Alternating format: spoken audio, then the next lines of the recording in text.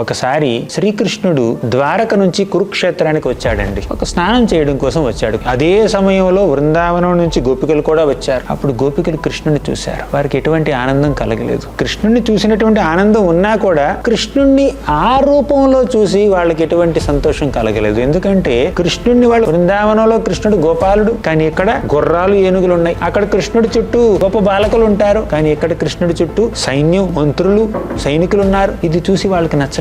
వాళ్ళు అంత హర్షించలేకపోయారు కృష్ణుడి ఈ రూపాన్ని చూసి. మనసుల్లో కృష్ణుడి యొక్క రథాన్ని వాళ్ళు బృందావనానికి లాగడానికి ప్రయత్నించారు. జగన్నాథ రథయాత్ర సమయంలో ఈ గోపికల యొక్క భావంతో, శ్రీమతి రాధారాణి యొక్క భావంతో చైతన్య మహాప్రభువు కూడా జగన్నాథ స్వామి యొక్క రథాన్ని గుండిచా మందిరానికి లాగడానికి ప్రయత్నిస్తుంటారు. గుండిచా మందిరం బృందావనంతో సమానం. జగన్నాథ స్వామి సాక్షాత్ కృష్ణుడు. చైతన్య మహాప్రభు శ్రీమతి రాధారాణి యొక్క భావంలో కృష్ణుడిని బృందావనానికి తీసుకెళ్లడానికి ప్రయత్నిస్తున్నారు.